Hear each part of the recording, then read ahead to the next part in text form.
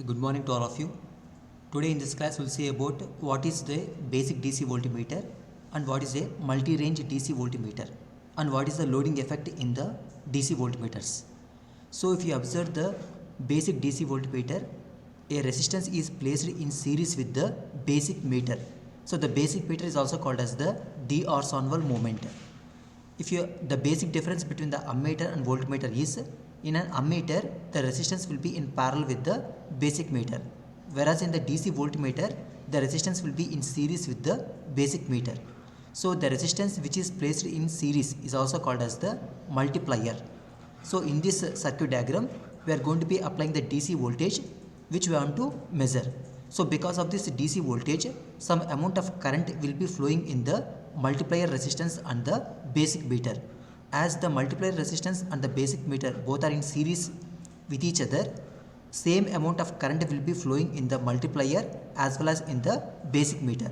So here we are going to be assuming the current as Im. Im is called as the meter current which is flowing in multiplier resistance as well as in the basic meter.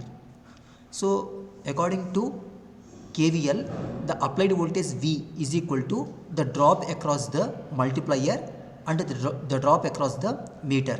That is V is equal to Im into Rs plus Im into Rm.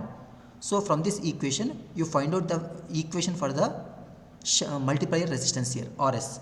That is Rs is equal to V by Im minus Rm.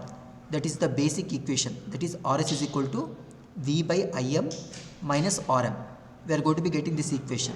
So by using this equation, we are going to be finding the value of the multiplier resistance. Okay. So if we want to extend the range of this basic meter, we have to place the suitable value of the multiplier resistance here. Okay. So this is the basic circuit diagram of the multi-range voltmeter. So in this multi-range voltmeter, we are going to be taking three different resistors, R1, R2 and R3.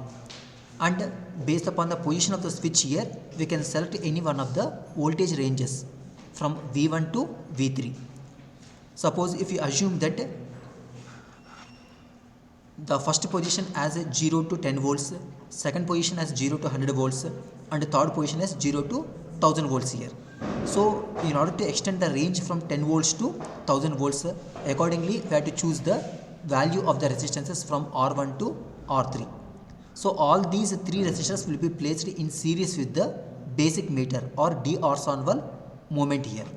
And V is called as the applied voltage to the circuit and Im is the meter current which is flowing in the multiplier resistances as well as the basic meter. Okay. So here also the same problem is going to be occurred as that of in the multi-range ammeter.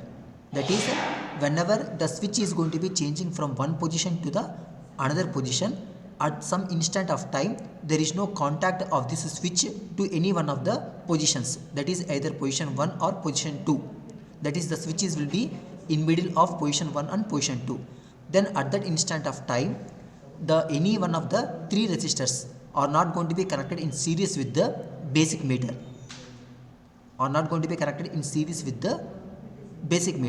Okay. So then there is a chance of occurring damage to the basic meter. So that is a major drawback in the multi-range ammeter and multi-range voltmeter if you are going to be using a normal switch for selecting the different ranges here. In order to overcome that disadvantage, we are going to be using a make before break type switch here. So make before break type switch means which is making the connection before breaking the connection. So in this case, if we assume that if the switch is going to be changing from position 1 to position 2, then if you use a make before break connection, so first of all it is making a connection with position 2 and then it will be breaking the connection to the position 1. So similarly, if you want to change the position from position 2 to position 3, the switch will be making the connection with position 3 and then it will be breaking the position contact with the position 2.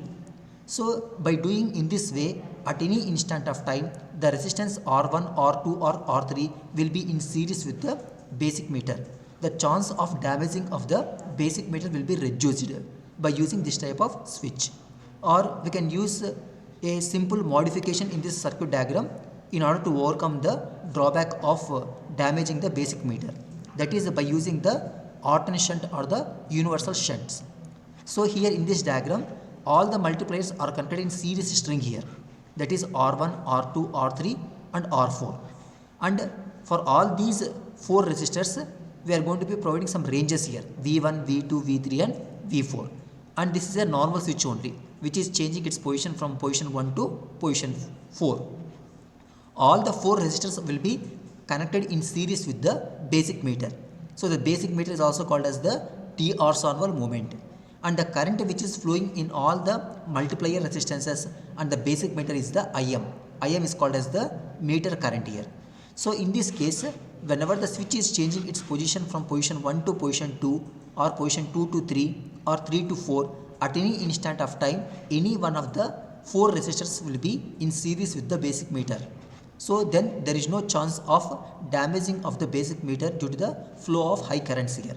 Okay, so we can use either multipliers connected in series string, or we can use a make before break type switch in order to overcome the damaging of the basic meter.